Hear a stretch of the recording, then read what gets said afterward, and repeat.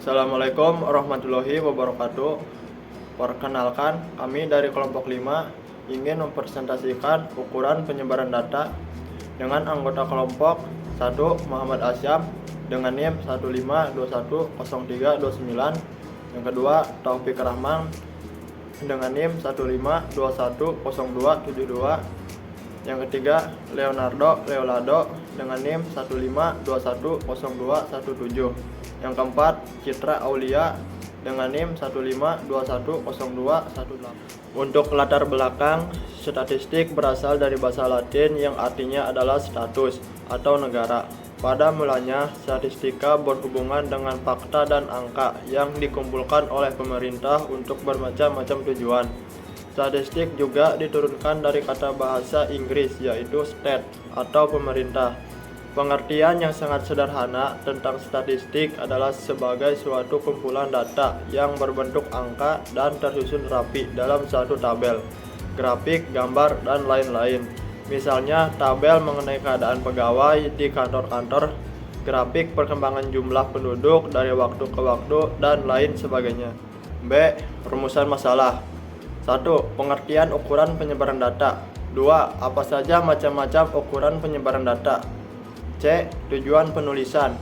Untuk mengetahui pengertian ukuran penyebaran data, macam-macam penyebaran data, dan pemecahan soal ukuran penyebaran data.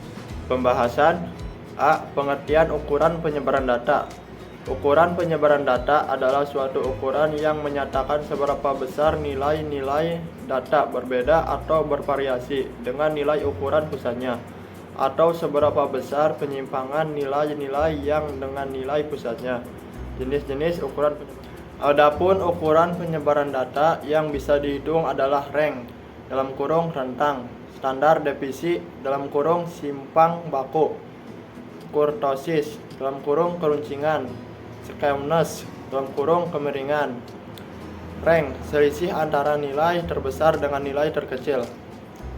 R sama dengan X max kurangi X min. R sama dengan jangkauan atau rank. X min sama dengan nilai atau data terkecil. X max sama dengan nilai atau data terbesar. Simpangan baku adalah jumlah mutlak selisih setiap nilai pengamatan terhadap nilai rata-rata dibagi dengan banyaknya pengamatan. Kurtosis merupakan ukuran untuk menentukan bentuk distribusi yang biasanya dibandingkan dengan kurva distribusi normal. Saya akan menjelaskan simpangan rata-rata. Rumus untuk data tunggal adalah SR min sigma pangkat NI min 1 dalam kurung XI min X per N.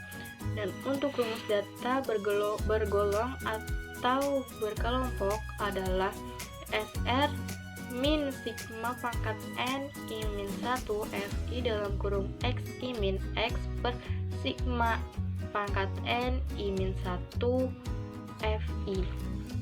Keterangannya adalah SR sama dengan simpangan rata-rata, XI sama dengan data ke I, X sama dengan rataan hitung, N sama dengan banyak data, dan FI sama dengan frekuensi data ke I.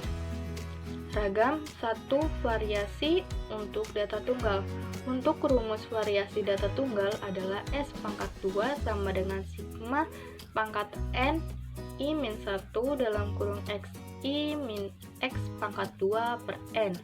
Untuk rumus data bergolong atau data berkelompok adalah S pangkat 2 sama dengan sigma pangkat N I min 1 FI dalam kurung XI min X pangkat 2 per sigma pangkat N I min 1 FI. Keterangannya S pangkat 2 sama dengan variasi, XI sama dengan data ke I, X sama dengan rataan hitung, N banyaknya data, FI sama dengan frekuensi data ke I.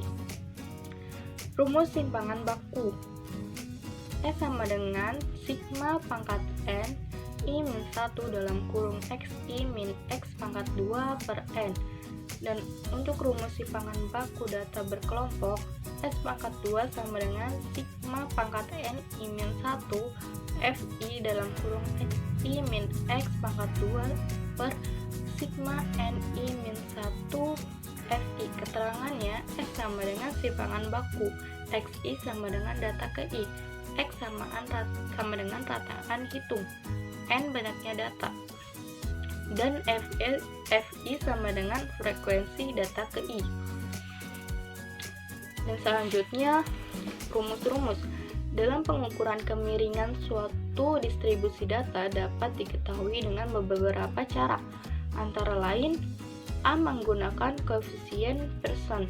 1. Data tunggal. Rumus data tunggal A sama dengan 1 dan kurung X min mod. Di sini untuk yang berikutnya yaitu menggunakan rumus Pauli, yaitu rumusnya ada alfa 3 sama dengan Q3 tambah Q1 dikurang 2Q per Q3 dikurang Q1. Untuk keterangan di sini alfa 3 itu derajat kemiringan, Q1 itu kuartil pertama, Q2 itu kuartil kedua, dan Q3 adalah kuartil ketiga. Dan yang harus diperhatikan di sini, jika alfa sama dengan 0, maka datanya itu simetris. Jika alfa lebih besar daripada 0, maka datanya akan miring ke kanan. Jika alfa lebih kecil daripada 0, maka datanya akan miring ke kiri. Lalu yang berikutnya di sini menggunakan grafik kemiringan. Yang pertama ada grafik kemiringan. Ada 3 jenis grafik distribusi, yaitu simetris, menunjukkan letak nilai rata-rata hitung median modus berhimpitan atau berkisar di satu titik. Yang kedua ada miring ke kanan, mempunyai nilai modus paling kecil dan rata-rata hitung paling besar. Lalu yang ketiga miring ke kiri, yaitu sebaliknya, mempunyai nilai modus paling besar dan rata-rata hitung paling kecil.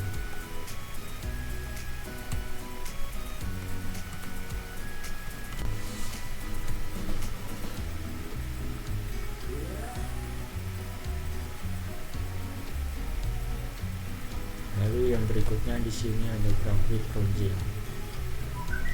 Ada 3 jenis grafik keruncingan, yaitu yang pertama ada leptokurtis, yaitu distribusi data yang puncaknya relatif tinggi.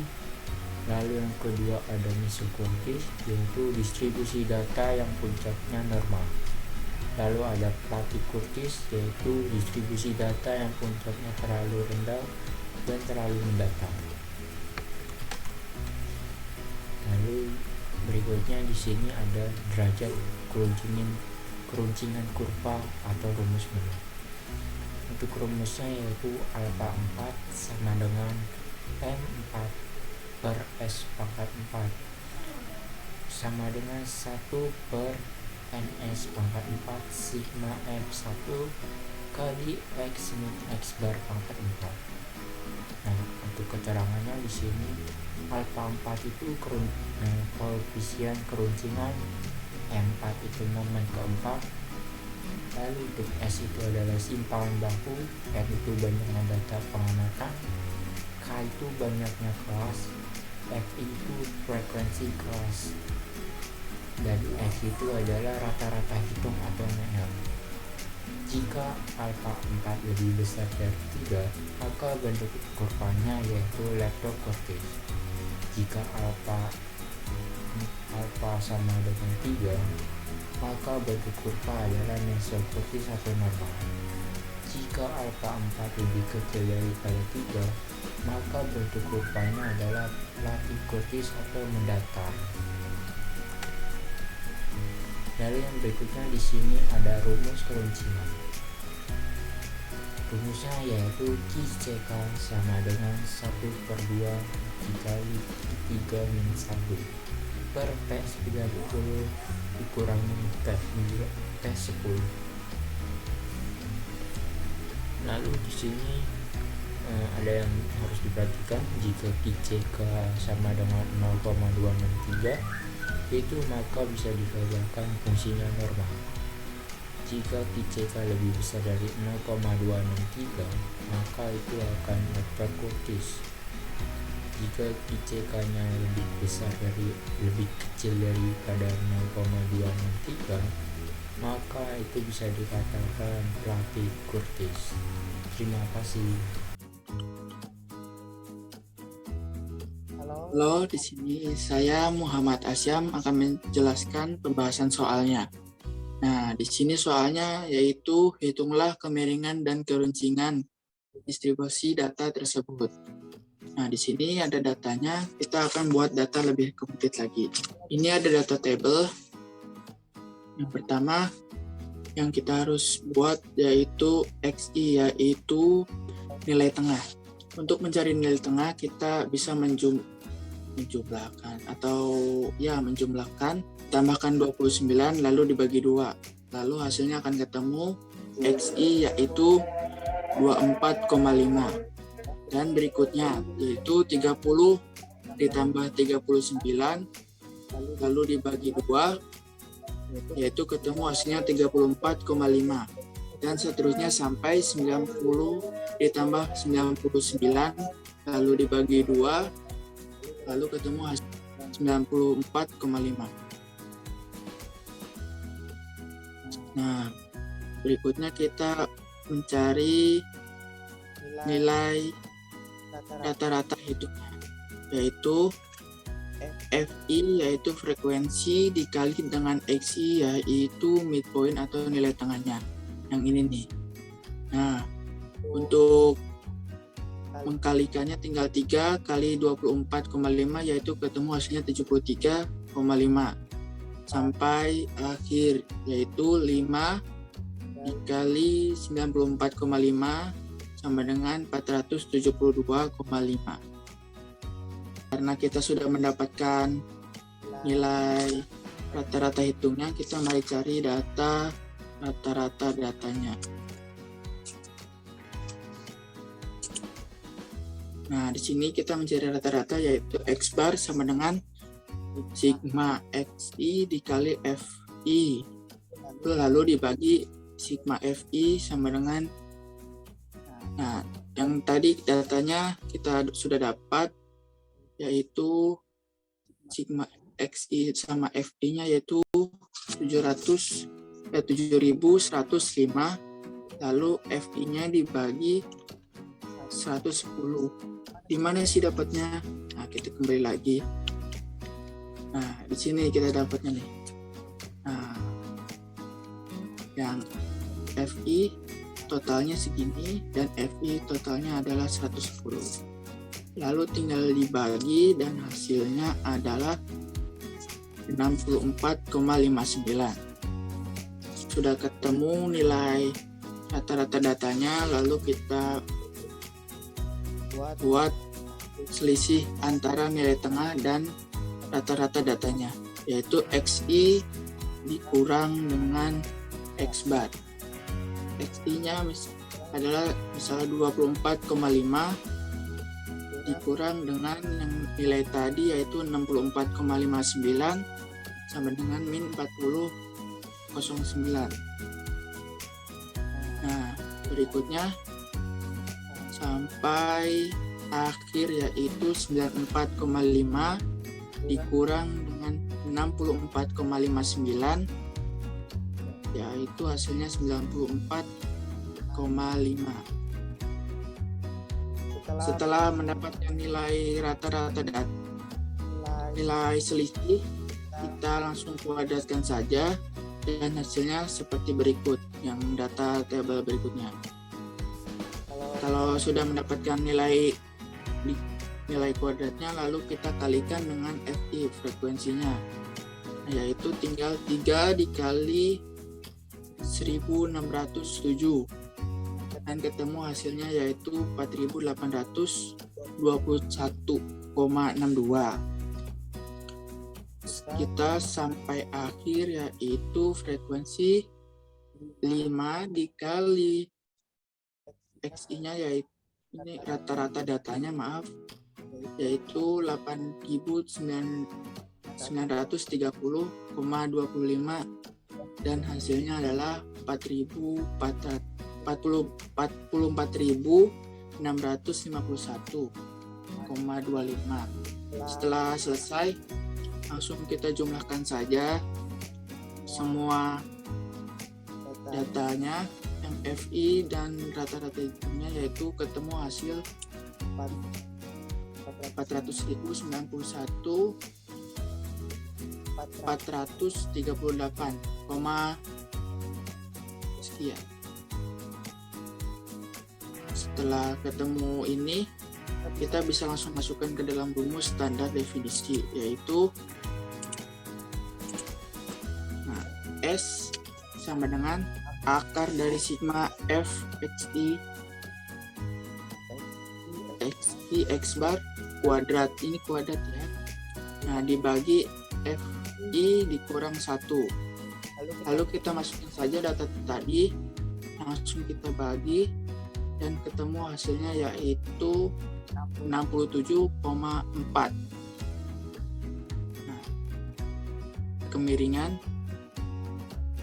kita membutuhkan data yang F3, yaitu tinggal kita cari kuadrat 3, pangkat 3 di sini. Kita cari saja FI XI X dikali X bar pangkat 3, lalu ketemu hasilnya seperti ini. Nah, setelah ketemu, kita langsung jumlahkan saja semuanya sampai ketemu hasilnya yaitu 300.049, maaf 3 juta. Nah, setelah itu kita langsung masukkan ke dalam rumus saja.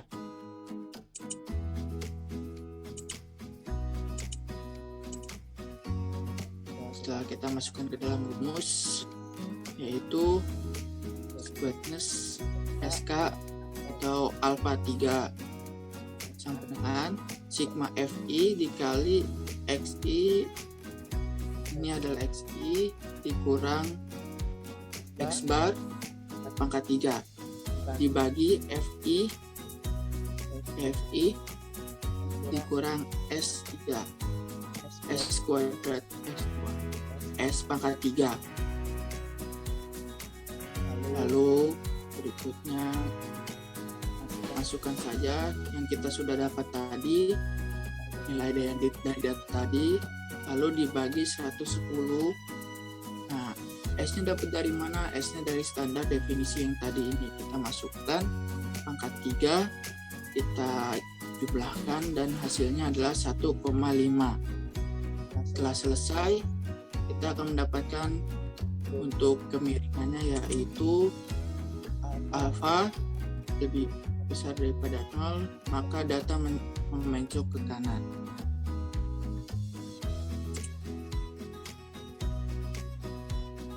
Berikutnya kita akan mencari keruncungan dengan cara seperti tadi, tapi kita pangkatkan 4. Misalkan seperti ini. Nah, XI dikurang X bar, pangkatkan 4.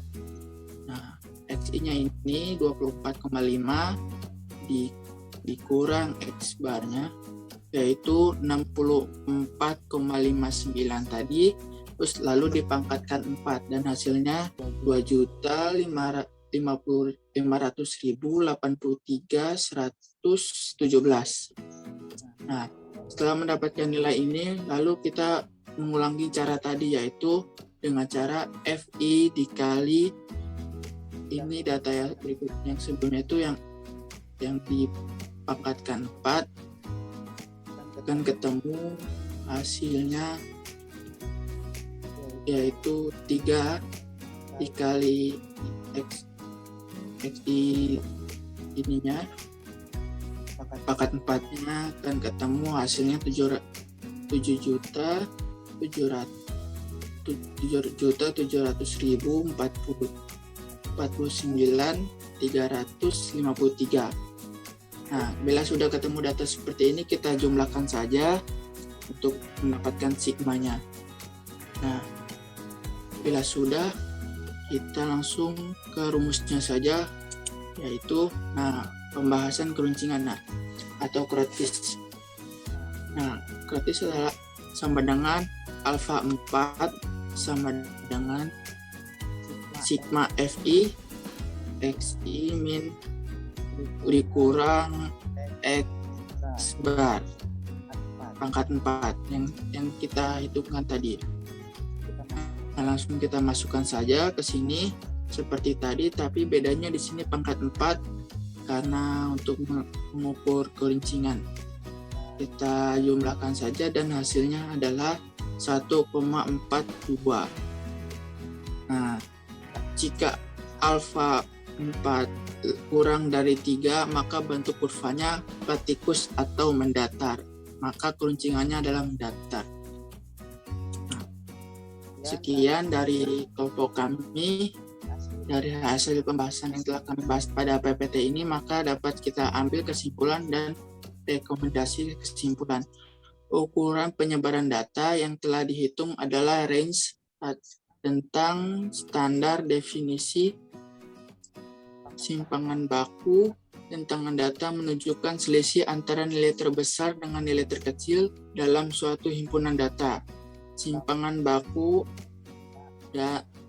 adalah jumlah mutlak selisih setiap nilai pengamatan terhadap nilai rata-rata dibagi dengan banyaknya pengamatan kurtosis, merupakan ukuran untuk menentukan bentuk-bentuk distribusi yang biasanya dibandingkan dengan kurva distribusi normal. Ukuran penyebaran dapat digunakan untuk menentukan apakah nilai rata-rata benar, representatif atau tidak. Apabila suatu kelompok data mempunyai pernyataan yang tidak sama terhadap nilai rata-ratanya, maka dikatakan bahwa nilai rata-rata tersebut tidak representatif. Sekian dari kelompok kita. Maaf atas kekurangannya atau banyak kesalahan. Mohon dimaafkan dan terima kasih sudah menyaksikan sampai akhir. Wassalamualaikum warahmatullahi wabarakatuh.